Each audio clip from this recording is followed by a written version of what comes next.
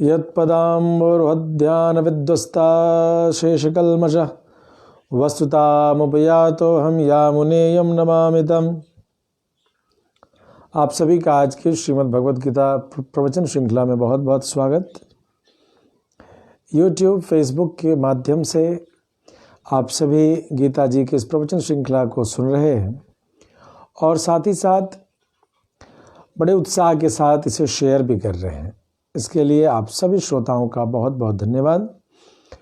और जो श्रोता इसे करने से चूक जाते हैं उन सभी से सविनय निवेदन, इस धार्मिक अभियान में अपनी सहभागिता आप हमारे वीडियो को शेयर करके भेज सकते हैं, क्योंकि श्रृंखला में हम सभी श्रीमद् भगवद गीता का अनुसंधान कर रहे हैं और वह भी मार्गदर्शन है भाष्यकार श्री रामानुज स्वामी जी के। उनके मार्गदर्शन में श्री गीता जी का आनंद ले रहे हैं।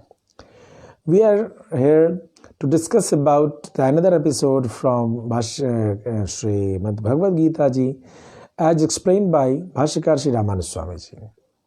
I pay my regards to all my well-wishers, to all my viewers and listeners who never feel tired or bored to share this video to their own known persons. So thanks to all of you to helping me to spread the message from Gita ji in a very simpler way to each and every spiritual seeker in this universe, in this total world.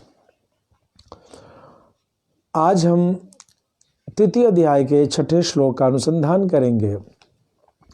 कर्मेंद्रियाणि संयम्य य आस्ते मनसा स्मरण इंद्रियार्थान विमूढ़ आत्मा मिथ्याचारः स उच्यते। पिछले अध्याय में जो हम सभी ने सुना कि मिथ्याचारी किसे कहते हैं, आज अभी उसकी व्याख्या चल रही है। जो पुरुष कर्मेंद्रियों को तो संयमित कर ले, लेकिन मन से इंद्रिय के विषयों को स्मरण करता रहता है, मन से उसी का भोग करता रहता है, उसी मूढ़ात्मा को मिथ्याचारी समझना चाहिए। The person should be known as a person following falsehood, who had totally controlled his senses from the different objects and objectives, but he is totally attached with such objects and objectives with his man, with his intellect. He is always thinking about that thing. Means he is not performing any actions from his body organs, but he is in relation with with such objects and objectives with the help of his mind, and his intellect is focused on such activities. He is called a false man. He is called a person having a lifestyle of falsehoodness. Now we should try to understand what Ramananda Swami ji had explained about that thing. अविनष्ट पापतया अजित बाह्यांतः करण आत्मज्ञानाय प्रवृत्तो विषय प्रवणतया आत्मने विमुखी कृतमनाः विषयान एव स्मरण यास्ते। अविनष्ट पापतया पूर्व के किए हुए पापों का नाश न होने के कारण। यह नाश कैसे होता है? तो भगवत स्मरण से। भगवत स्मरण के किए बिना यह नाश नहीं होता। अतः पूर्व के किए हुए पापों का नाश नहीं होने के कारण जो अपने मन और बुद्धि और इंद्रियों पर विजय प्राप्त नहीं कर सका है, अजित बाह्यांतःकरण अर्थात बिना पापों के नाश के आप मन बुद्धि पर विजय प्राप्त नहीं कर सकते, और मन पर पापों के नाश करने के लिए आपको भगवत स्मरण की अत्यंत आवश्यकता पड़ती है। ऐसा मनुष्य जो है वो आत्मज्ञान के लिए क्या करता है? तो विषय प्रवणतया आत्मनि विमुखीकृत मना विषयान स्मरण या आस्ते। वह अपने मन वो साधन करता है कि समस्त इंद्रियों को संयमित करता है, लेकिन उसका मन जो है उन्हीं विषयों की ओर झुका रहता है, उन्हीं की ओर स्मरण करता रहता है, उन्हीं में लगा रहता है। अन्यथा संकल्प अन्यथा चरति इति समिथ्याचारोचित। संकल्प उसका कुछ और है और मानसिक आचरण कुछ और है। संकल्प की शक्ति से उसकी इंद्रियां तो उनका भोग नहीं कर रही है, लेकिन उसका मन संकल्प से परे हट करके उसी में लगा रहता है। ऐसा व्यक्ति मिथ्याचार कहलाता है। The salvation seekers were a different style, that persons, such salvation seekers should be said to be known as on the path of falsehood, who hadn't destroyed their all sins from the different births taken in past, from the different past births. You know, how could these all sins could be dissolved, could be finished? The one and only method to destroy, to demolish this big mountain of sins is by the surrenderance in the feet of Lord Krishna, by the prema bhakti in the feet of Lord Krishna. So those persons who hadn't destroyed their own sins, as a result, they are unable to have full control over the man, over the buddhi, and on their own all sense organs.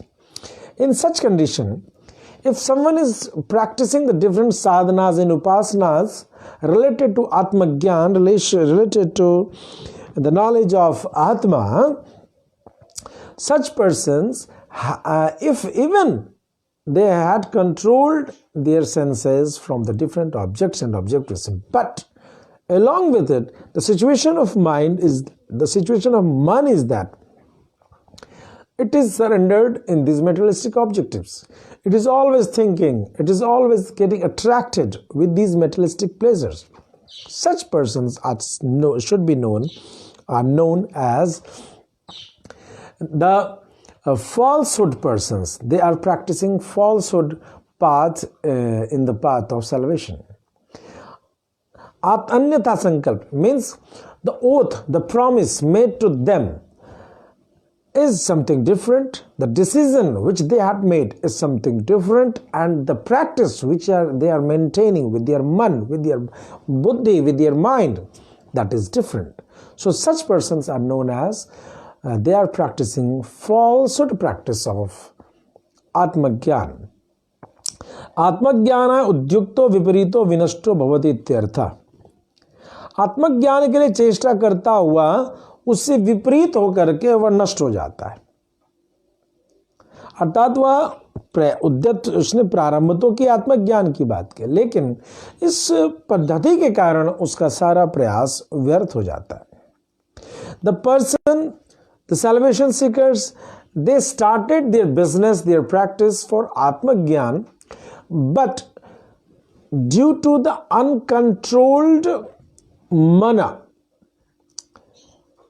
which is as a result of the sins from the different past births. With an uncontrolled mind, if they are practicing the different styles, the different asanas, different upasana methods to attain salvation, such person never gets benefited. They are the deprived sadhakas, and their whole upasana gets destroyed, and they feel looted, they feel cheated in this path. So my dear,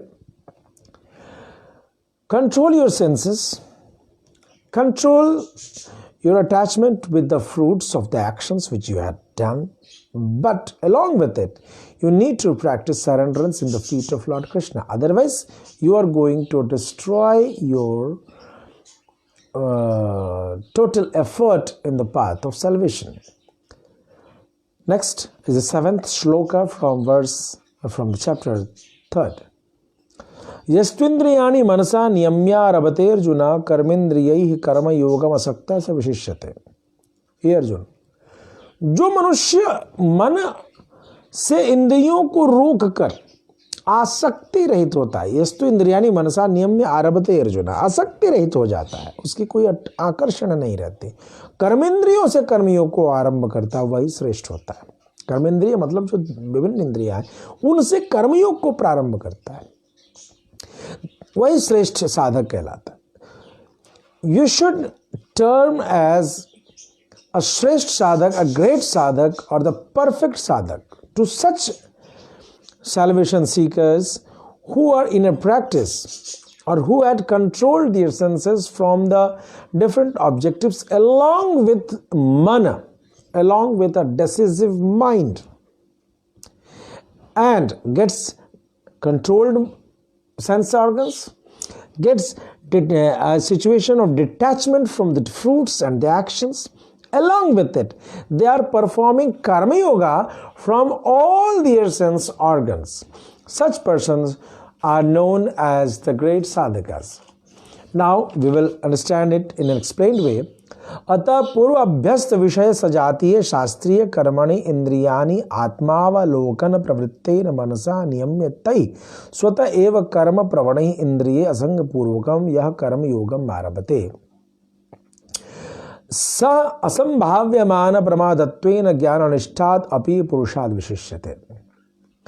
पूर्व काल से अभ्यस्त विषय जिसकी हमें अभ्यास है, हम आंखों से किसी अच्छी चीज को देखते हैं, हम कानों से किसी चीज को सुनते हैं, ओठ से कुछ बोलते हैं, जिह्वा से स्पर्श करते हैं, हाथ से कुछ करते हैं, पैरों से कहीं जाते हैं, जो पूर्व काल से अभ्यस्त विषय है, पूर्वाभ्यस्त विषय सजातीय शास्त्रीय कर्मणि, उन विषयों से सजाती यानी वैसे ही कर्मों को शास्त्र में उपदिष्ट मार्ग से जो प्राप्त कर्म है, उनमें इंद्रियों को आत्म साक्षात्कार में, यानी हम जो काम करते हैं, जो भी क्रिया करते हैं, उसमें हमें क्रिया बदलने की आवश्यकता नहीं। पूर्वाभ्यस्त विषय सजातीय शास्त्रीय कर्मणि, उसमें शास्त्र के आधार से निर्णय करना है कि इसे कितना करना है, बस इतनी सी बात है। कितना करना है, कब करना है, इसका निर्णय शास्त्रों की दृष्टि से यदि हम करते हैं और ऐसे इंद्रियों को आत्म साक्षात्कार में प्रवृत्त मन के द्वारा संयमित करके जो पुरुष उन स्वभाव से ही कर्मपरायण रहने वाले इंद्रियों के द्वारा अनासक्ति पूर्वक कर्म योग को आचरण करता है, अर्थात अनासक्ति किस चीज से, कर्म और कर्म के फल से। शास्त्रों की दृष्टि से हमने निर्णय कर लिया हमें कौन सा कर्म करना है, कितना करना है, और इतना करने के बाद कर्म और कर्म के परिणाम इनसे भी रहित होना है। मतलब कि यह कर्म शास्त्र ने कहा है तो कर रहे हैं, यह कितना उचित है कितना अनुचित है इसमें ज्यादा माथा खपाने की आवश्यकता नहीं है। ऐसा जो आचरण करता वह भावी प्रमाद के भय से रहित, असंभाव्यमान प्रमादत्वेन, जो आगे हम आलस करते हैं, जो उपेक्षा करते हैं मन से कि अरे इतना नहीं करना पड़ सकता, ऐसा कुछ, ये उचित है, यह अनुचित है, अन्य तर्कों का जो प्रवेश कर, मेरा मन नहीं कर रहा, ऐसा जो मेरा बुद्धि नहीं कर रहा, ऐसी जो बातें ले आते हैं, ये प्रमाद के भय से रहित होने के कारण ज्ञान निष्ठा के साधक पुरुष की अपेक्षा भी यह श्रेष्ठ होता है। Very nice explanation of the duties had been in this 7th mantra from chapter 3. We should try to listen it very clearly. The practiced work, the practices which we had from earlier time, that we are going to see beautiful things from us. We are going to taste beautiful things from our tongue. We are going to speak, utter some words, pronunciation, pronounce some words, some sentences from our mouth. We are having practice of listening from our ears. It is not that you can't stop listening from your ears. So, let it be done. But the thing is that सजातीय शास्त्रीय कर्मणि, please watch, please make a control what Shastras had said about that activity, in which style it should be done. In this situation, in the situation where you are prevailing, you need to decide what Shastras had said about performing that action, the style, the amount, the method in which that should be done. You need to perform that action in that way. The senses being implied in that way, along with a full controlled mind, a full controlled mana, which is in practice of Atma Sakshatkar, which is totally devoted in the feet of Lord Krishna. It is totally remembering the Bhagavad Prem, the Bhagavad Bhakti. In that way, the different organs which are in such actions, and if they are performing the karma yoga, that is, they are performing the actions as per Shastras but fully detached from the fruits from that actions, if they are in such mood, then what happens? Then the future pramad means negligence. The future negligence, disinterest, which could happen, will not happen. Because we will think, oh, the Shastras had said, so we should do. The Shastras had advised, so I should do. In that way, there is a less chance of negligence. So you need to follow your life, follow your actions with a controlled mind and controlled senses as per the Shastras. If this is being done, this has been practiced in your grihastha dharma, in your house, in your daily lifestyle, then it is much more better than the Jnana Yoga. It is much more better than Jnana Yoga. So Bhagavan Krishna had discussed here both methods, the Jnana Yoga and the Karma Yoga. But he had marked the place that a common man having the lifestyle of a common man, that earning money, earning wealth for the family, feeding the family members, maintaining relatives, maintaining house and other household activities. Such a man could fails to perform Jnana Yoga. So better is you should maintain your house, you should maintain your livelihood, you should maintain your relatives as per the Shastras. भगवान श्री कृष्ण कहते हैं कि अपने जीवन की उपासना की जो दो पद्धतियां, ज्ञान योग और कर्म योग, एक सामान्य गृहस्थावलंबी जो अपने जीवन में अपने परिवार के लिए आजीविका के कृत्य को करता है, कर्तव्य को करता है, परिवार को चलाने के लिए परिग्रह भंडारण भी करता है, रिश्तेदार नातेदारों की व्यवस्था भी देखता है, घर को देखता है, परिवार के सदस्यों को देखता है, ऐसा व्यक्ति ज्ञान योग करने में उसे समय नहीं होता है कि वह कभी ज्ञान योग कर सके।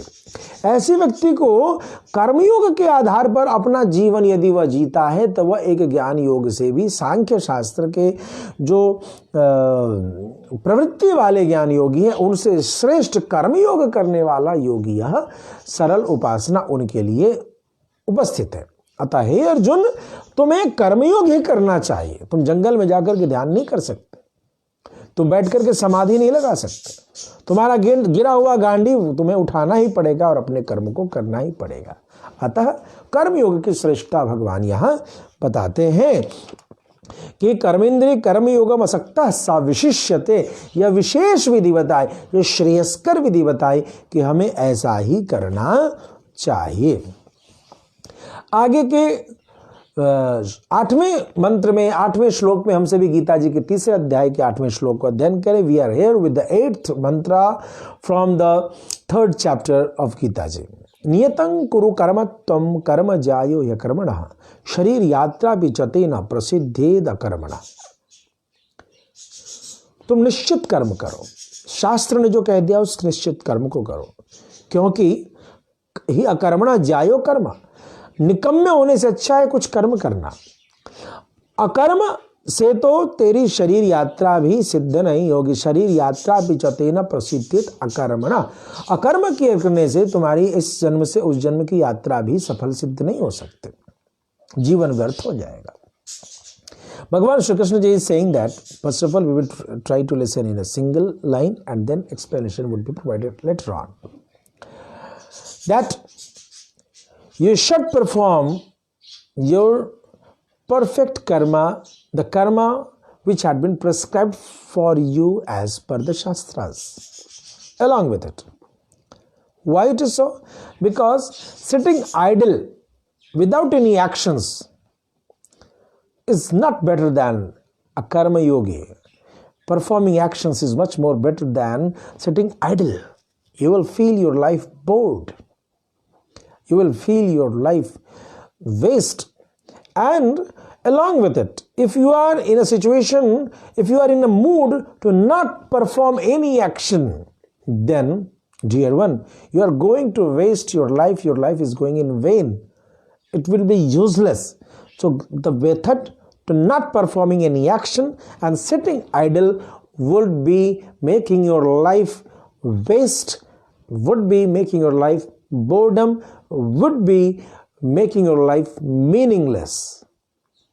Now the explanation comes. as per Bhashyakar Sri Ramananda Swami Ji, and this is much more useful for all Vaishnavas and all the other devotees to understand the essence of Srimad Bhagavad Gita Ji in a very simpler way. Niyatam vyaptam prakriti sansrishtain hi vyaptam karma. Prakriti sansrishtatvam anadi vasanaya.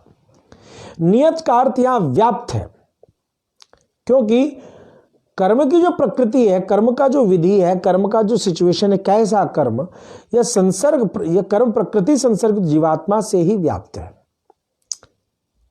जीवात्मा से ही, प्रकृति संसर्ग युक्त जीवात्मा से ही कर्म उपस्थित है। अनादि वासना के कारण, जो वासना बहुत समय से है, इसके कारण जीवात्मा का प्रकृति से संसर्ग होना प्रसिद्ध है। यानी यह हो करके रहेगा, पूर्व जन्मों की जितनी भी गुण हैं, जितनी भी वासनाएं हैं, उसके कारण जीवात्मा प्रकृति में जाएगा और प्रकृति में जाकर के अपनी प्रकृति जनित दोष गुण के अनुसार वह कुछ ना कुछ तो कृत्य करेगा ही करेगा, ये शाश्वत सत्य है। नियतम व्याप्तम, it means that the presence is being noted by, described from the word niyat here. That means it is been totally finalized that this action means to be done by you. Because the Jivatma is performing the actions as per the naturalistic guna, the sato guna, rajo guna, tamo guna, which had been provided to that Jivatma due to the different past lives. And therefore, it is well known that the Jivatma will be related or will be having qualities as per the Sattva Guna, Rajo Guna, Tamo Guna, which is being connected, which gets connected to that Jivatma from the different past births.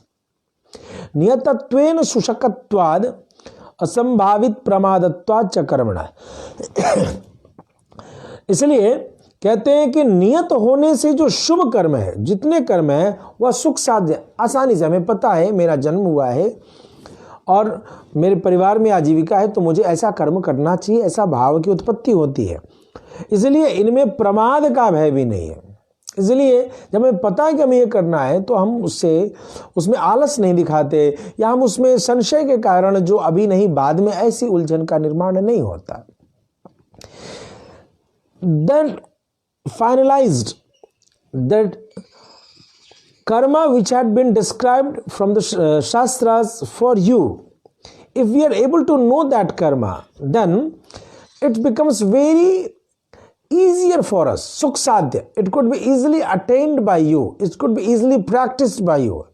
In this way, therefore, as the salvation seeker or as the yogi understands that, oh, this had been described by the Vedas, by the Shastras, so I am meant for that action is meant for me. So there is a correlation in between the Jivatma and that action. So in this way, a mood of living that karma or a situation of confusion gets destroyed, and he is fixed that I am meant for that karma, and he continues on that karma. कर्म एव कुरु, कर्म का मतलब है जो करना चाहिए, therefore you need to do that action which had been prescribed from the shastras for you in this situation, in such situation. कर्मणा ज्ञान निष्ठाया अपि कर्म एव जाया। इसलिए ज्ञान निष्ठा अकर्म यानी कर्म न करने की प्रवृत्ति जो ज्ञान निष्ठा का सूत्र है या जो आधार है, उसके अपेक्षा भी कर्म करना ही श्रेष्ठ है। अकर्म means sitting idle, getting totally detached और सिटिंग आइडल, और you can say means if the sadhaka is not in a mood, not in a motto to perform any action, if he is actionless as per the Gyan Nishtha, then it is the inferior than that of the karma. So you should try to perform the karma. Naishkarmyam purushosnute. It means that the discussion which had been started from the 4th chapter of the 3rd fourth mantras from the third chapter. This is about the Naishkarma Avastha. Iti prakramat akarma shabden jnana nishtha eva uchyate. In that Jnana Yoga description about the Jnana Yoga, it is said that akarma is a part of ज्ञान योगा. यहाँ जो चौथे मंत्र तीसरे अध्याय का चौथे मंत्र से जो प्रवचन प्रारंभ भगवान ने किया था, उसमें यह बार बार कह दिया कि नैष्कर्म्यम पुरुषः श्नुते, अर्थात निष्कर्मणता की अवस्था की प्राप्ति एक ज्ञान योगी करता है. इसलिए अकर्म शब्द से जहां भी हम चर्चा सुन रहे हैं 8वें मंत्र में प्रसिद्धित अकर्मणा, यहां ज्ञान निष्ठा को ही समझना चाहिए. ज्ञान निष्ठादि कारण अपि अनभ्यस्त पूर्वतया ही अनियतत्वेन दोषकत्वाद सप्रमादत्वाच्च ज्ञान निष्ठाया कर्मनिष्ठा एव जायसी. ज्ञान निष्ठा के अधिकारी के लिए भी ज्ञान निष्ठा पहले से अभ्यस्त न होने के कारण नियत नहीं, निश्चित नहीं है. अनभ्यस्त पूर्वतया, चूंकि ज्ञान निष्ठा का कोई अभ्यास पहले नहीं किया जा चुका है, इसलिए उनके लिए भी ज्ञान योग सीधा कूद पड़ जाना, सीधा शुरू कर देना, वह उनके लिए निश्चित नहीं है. अतः कठिनता से सिद्ध होने वाली, कठिनता से जो प्राप्त हो अवस्था, और उसमें प्रमाद का भी आलस है. ज्ञान योग का कोई अभ्यास पहले तो किया नहीं रहता, अब उसमें प्रवेश कर जाए तो चूंकि वह कठिन है, उसको समझना कठिन है. आत्मा के रहस्य मात्र को समझ करके और शरीर से आत्मा परे मात्र इतना स्वीकार करके आत्मा अनुसंधान में प्रवेश कर जाना, यह बड़ा दुराराध्य है. ऐसी स्थिति में प्रमाद होने का, अभ्यास के नाश होने का इसकी संभावना बनती है. इस कारण भी ज्ञान निष्ठा की अपेक्षा कर्मनिष्ठा श्रेष्ठ है. This is the very important point which had been discussed by Bhashyakar Sri Ramananda Swami Ji, that practice of Jnana Yoga hadn't been done earlier. So a practitioner who is trying to start Jnana Yoga, he would be totally fresh, a freshener in that area. So this is a situation when a practitioner can fail to do all the needed activities of Jnana Yoga. Along with it, that is called pramad. Pramad means due to the lots of confusion which would create in that path, he may miss to perform any action. He may show laziness. He may feel negligence in himself towards performing any action in that path. In this way, due to the, you can say, due to the option of happening of negligence, of laziness, the karma yoga is better than that of the ज्ञान योगा. कर्मणि क्रियमाणे च आत्मयाथात्म ज्ञानेन आत्मना अकर्तृत्वानुसंधानम अनंतरम एव वक्ष्यते. अद आत्मज्ञानस्य अपि कर्म योगांतर्गतत्वात् च एव जाया नित्यर्थ. अभिप्राय यह है, इसका तात्पर्य यह है कि कर्मों का आचरण करते समय आत्मा के यथार्थ अनुभूति, यथार्थ स्वरूप ज्ञान के द्वारा उस आत्मा का अकर्तृत्व देखते रहने वाला, अकर्तृत्व अनुसाधनम, कि आत्मा कुछ नहीं करता है, यह देखते रहना अगले के श्लोक में बतलाया जाएगा कि कर्म इंद्रियां कर रही हैं मगर आत्मा कुछ नहीं कर रहा, इसको स्वीकार करना यह आगे प्रवचन में बताया जाएगा. भगवान ने ऐसा कहा. अतः आत्मज्ञान सभी, इसलिए कर्मयोग में भी आत्मज्ञान का भी अंतर्भाव होने के कारण वही श्रेष्ठ है. चूंकि यहां पर बार बार बताया जा रहा है कि मन से, फ्रूट्स से, फलों से आपको निष्प्रिय रहना है, अर्थात आत्मा को उसके फल से आकर्षित नहीं होने देना है, ऐसा उसको पवित्र रखना है. तो इसलिए आत्मा की जो चर्चा है वह कर्मयोग में भी दिखता है. अतः ज्ञान योग कर्मयोग की प्रवीणता में स्पष्ट रूप से फलीभूत हो रहा है, इसलिए भी कर्मयोग श्रेष्ठ है. से भाष्यकर Shri Ramanand Swami ji is explaining that when a person is performing karma as per karma yoga, in that way he practices or he focuses on the subject, on the motto that the atma is away from all the actions and the fruits. He accepts the actionless nature of atma. So what we are observing is that even in the performance of karma yoga, even in the practice of the karma yoga, the karma yogi accepts the inertness of Atma, and thus Atma Gyan is possible there, Atma Gyan is present there. Therefore, thus Karma Yoga is again superior, better than that of the Jnana Yoga. Karmano Jnananishthaya Jayas Tvavachanam Jnananishthayam Adhikare Sati Ev Upapadyate Yadi Sarvam Karma Parityajya Kevalam Jnananishthayam Adhikaroshi Tarhi Akarmana Te Jnananishthasya Jnananishtopakarani Sharir Yatra Apina Set Sati. कर्मणों ज्ञान निष्ठाया, साधक जो है, अभ्यासी जो है, उसका ज्ञान निष्ठा में अधिकार होने पर ही, यदि उसका अधिकार प्राप्त हो जाए अभ्यास के, कर्मयोग की प्रवीणता आदि जीवन के रहस्यों को समझने के बाद उसका ज्ञान योग में अधिकार होने पर ही ज्ञान निष्ठा की अपेक्षा कर्मों की श्रेष्ठता बतलाना युक्त हो जाता है। अन्यथा नहीं, यदि समस्त कर्मों को छोड़कर, यदि सर्वम कर्मम परित्यज्य, यदि सभी कर्मों को छोड़कर तू केवल ज्ञाननिष्ठा की बात करेगा, ज्ञाननिष्ठा को स्वीकार करेगा, तो तुझे अकर्मी को ज्ञाननिष्ठा में सहायता देने वाले, ज्ञाननिष्ठा से ज्ञाननिष्ठोपकारणी, ज्ञाननिष्ठ की ज्ञाननिष्ठा में सहायता देने वाले शरीर यात्रा भी सिद्ध नहीं होगी। शरीर यात्रा भी न सिद्ध, तो शरीर की जो यात्रा, शरीर चलेगा, श्वसन प्रश्वसन क्रिया होगी, यह भी सिद्ध यहाँ नहीं होगी, यह भी यहाँ दोष युक्त हो जाएगा, यह भी सहायक नहीं दिखेगी। Very well explanation is provided here that a sadhak who wants permission in Jnana Yoga, for him also Karma Yoga, the actions as per Shastras is much more better or much more needed than that of just jumping into the field of Jnana Yoga. What is there that? If someone is practicing of actionlessness and he is just jumping in the mood to Jnana Yoga, the situation, what is the result there?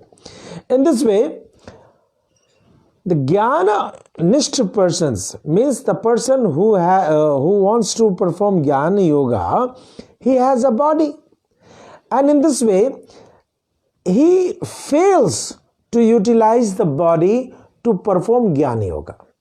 There is a confusion that if you are not going to perform any action, then what will you do with your body?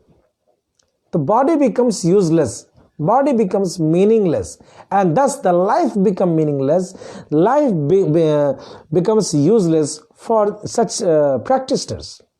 Again, therefore, Jnana Yoga gets inferior than that of the Karma Yoga. यावत साधन समाप्ति शरीर धारणम च अवश्यम कार्यम, जब तक साधन की समाप्ति न हो जाए तब तक शरीर को धारण करना आवश्यक है। Till the medium, till the methods which could be performed by the body gets destroyed, unless and until all the system gets destroyed, till then a person should try to perform, to hold his body and thus the activities. न्यायार्जित धनेन महायज्ञादिकं कृत्वा तच्छिष्टाशनेन एव शरीर धारणम कार्यम. A person should try to earn money honestly and perform yajnas, and the money, the materials which are left after performing the yajnas, that should be accepted by the salvation seekers or the practitioner of this path. आहार शुद्धौ सत्व शुद्धि, सत्व शुद्धौ ध्रुव स्मृति. उपनिषद कहता है कि आहार की शुद्धि से सत्व की शुद्धि और सत्व अंतःकरण की शुद्धि और अंतःकरण की शुद्धि से स्मृति की प्राप्ति होती है. It has been described in Chandogya Upanishad that whenever you purify your ahar, means whatever you are in inheriting, whatever you are accepting as the objects and objectives of your sense organs, you should have full control over that thing. You should try to purify, attain that pure things. What do you mean by pure? Means you should try to accept such actions which had been described by the Shastras. If that action is described for you in such situation, then it is the pure action, pure substance. And if the Shastras are not saying for you, they are not prescribing that action for you, then that is the impure thing for you. So if you are having the pure actions described by the Shastras for you, then that is going to give you a pure mind, pure intellect. And if you are having pure mind and pure intellect, then you are going to be benefited by a continuous memory of the feet of Lord Krishna, or you can say the prema bhakti, you could be attained by you. Bhunjate tvagam papa इति चवक्षते अतो ज्ञाननिष्ठ से अपि कर्म कुर्वतो देह्यात्रण सिद्धि। श्रुतियां ऐसी कहती है कि वे पापी पाप ही खाते हैं, ये पापी भुंजते ते त्वगम पापा, पापी क्या खाते हैं? अपना पाप ही खाते हैं, यदि वो अपने मन से कुछ ऐसा करते हैं तो। अतः ज्ञानिष्ठ पुरुष की भी शरीर यात्रा कर्म किए बिना नहीं सिद्ध हो सकती। अतः ज्ञानिष्ठ पुरुष को भी संसार में कर्म करना ही पड़ता है। It is said that the sinful doer, they are eating sins if they are performing the impure actions. If they are performing impure actions, then it is said that a person is eating his own sins.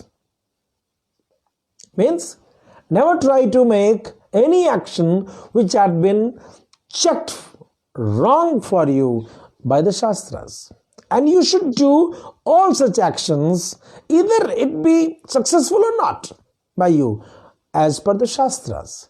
What Shastras had said, you should do it without anything thought for the success or unsuccess. And what Shastras had stopped for you to decided for you to not perform such actions, then either it sounds good or not, you shouldn't do that action. If you are doing that action, then you are eating your own sins, as Gita ji is saying in the 30th mantra of the 3rd chapter.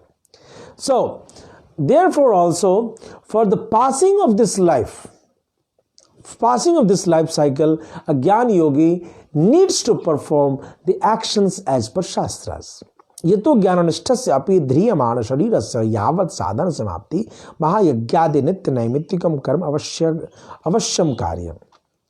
जब शरीर धारण करने वाला ज्ञाननिष्ठ पुरुष को भी जब तक साधन की समाप्ति न हो जाए, महायज्ञादि नित्य और नैमित्तिक कर्म अवश्यमेव करते रहना चाहिए। साधन की समाप्ति का मतलब यह है, शरीर की इंद्रियां जब तक चल रही हैं, जब तक आपके पास उपलब्ध वस्तु है, तब तक करें, व्याकुल होने की आवश्यकता नहीं है। यदि आपका शरीर चल रहा है, आप कर सकते हैं, तो शास्त्र में उपदिष्ट कृत्य को अपने स्तर से प्रयास करें और जरूर करें। भाष्यकार Ramanuj Swami ji is quoting about this mantra that unless and until all the mediums or all the materialistic things which are resources of your actions, if that is present for you, a Gyan Yogi should also try to perform that actions and should try to continue that actions. That is, यतो ज्ञान निष्ठा से यावत साधन समाप्ति महायज्ञादि नित्य नैमित्तिकम कर्म अवश्यम कार्यम। महायज्ञादि जो जितने भी यज्ञ हैं, अतिथि यज्ञ, देव यज्ञ, पितृयज्ञ, मातृयज्ञ, ये जितने भी ऋण आदि की पूर्ति के लिए शास्त्रों ने उपदेश दिया, उन सभी को करते रहना चाहिए। The yajnas means the devotion, the surrenderance, the sacrifice for the respectable devata, dev yajna, to the guest, balibhut yajna, all this yajnas should be performed by a person, by a gyan yogi as per the Shastras. One thing is, it is not that you could do any action. You have to filter your actions as per the Shastras.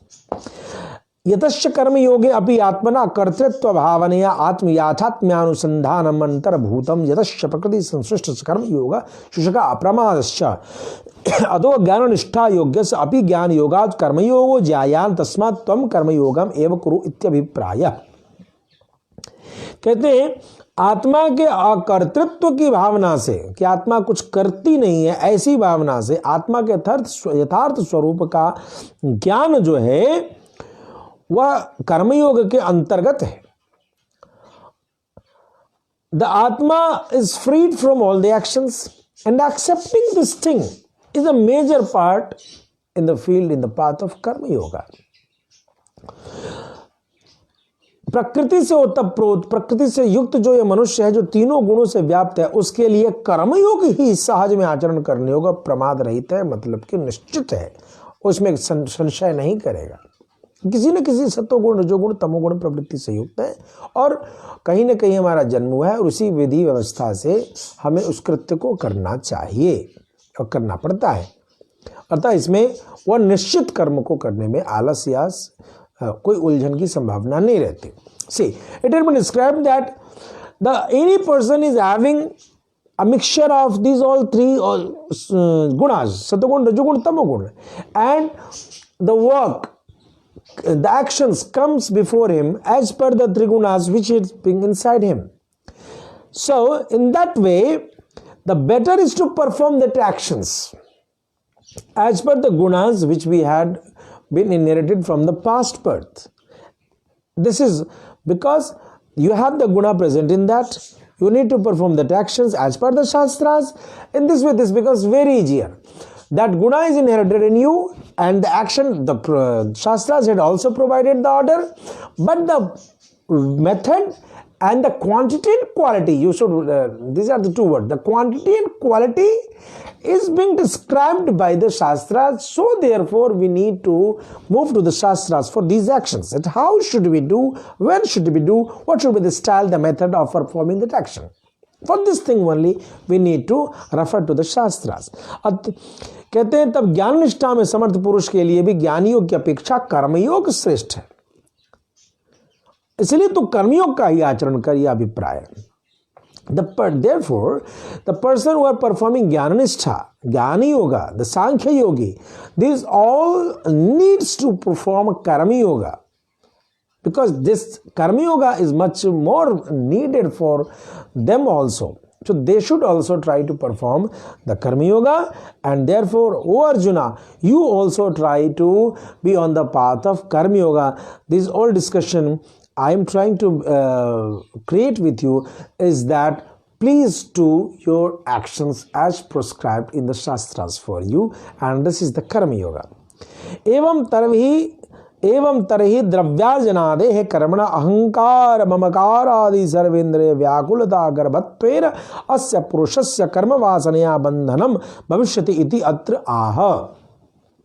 ऐसा करने पर तो द्रव्य उपार्जन आदि की जो भी द्रव्यार्जन आदि, जैसे जो आजीविका के लिए धन आदि कमाते हैं, उस कर्म में अहमता और ममता आदि समस्त इंद्रियों की व्याकुलता रूप जो ये दोष है कि मेरा है तेरा है, इस दोष के छिपे रहने के कारण इस पुरुष का कर्म वासना से बंधन हो जाएगा, कर्म वासना से बंधन हो जाएगा। इस बात को कहते हैं कि अब जो भी कर्म है,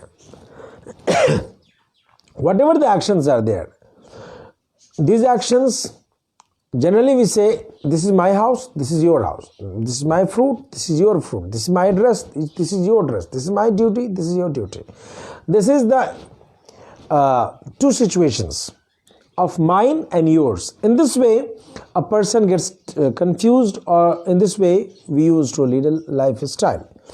So it is said that कर्म वासना से, if we are attached with the minehood or yourhood, that it's mine or it's yours, if we are getting indulged in that, then we are indulged in the karma vasana, that is, we are indulged in the attachment towards the karma and these fruits.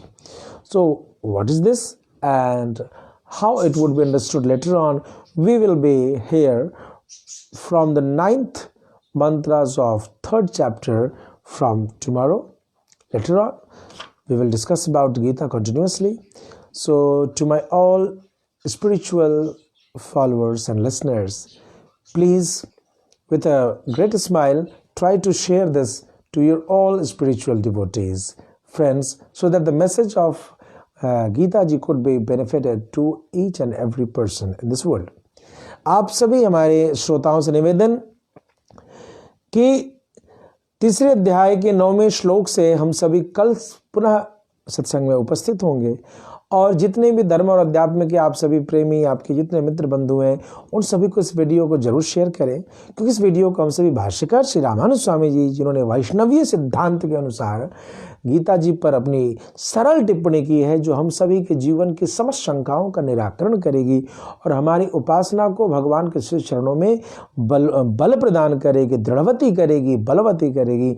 आप सभी से निवेदन, इस प्रवचन श्रृंखला को अपने सभी मित्रों को जरूर शेयर करें, जिससे कि उनके जीवन में भी इसका महत्व आ सके और वे भी अपनी उपासना को बढ़िया करके इस लोक को संवारें, परलोक में भी आनंद की प्राप्ति कर सकें।